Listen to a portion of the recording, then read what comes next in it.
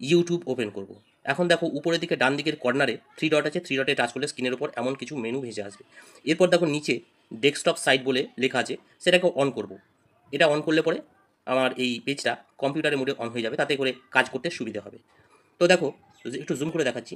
দেখো এবারে উপরের দিকে কর্নারে ডান দিকে কর্নারে দেখো আমার চ্যানেল লোগো দেখা যাচ্ছে, এটা হচ্ছে মেন চ্যানেল।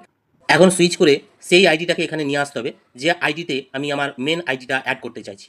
তো দেখো মহাকাল নামে একটা আইডি আছে, এটা আমার সাপোর্ট আইডি, এটাকে আমি সুইচ করে নিলাম। এখন এই সুইচ করার পর ভিউ ইওর চ্যানেলে টাচ করে চ্যানেলটাকে ভিউ করব।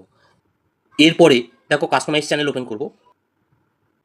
তো ওপেন হয়ে গেছে, পাশে দেখো গোল লোগোর মতো হয়ে আছে দেখো, সেইটাতে টাচ করে অন করে নেব। তো অন করে নিলাম। এখন সেই গোল চিহ্নের নিচেই দেখো অ্যাড সেকশন বলে কিছু আছে, তো অ্যাড সেকশনে টাচ করলে স্ক্রিনের উপর এমন কিছু লেখা ভেসে উঠবে। এরপর আমরা চলে যাব ফিচার চ্যানেলসে। ফিচার চ্যানেলসে ক্লিক করলে এমন একটা অপশান শো হবে।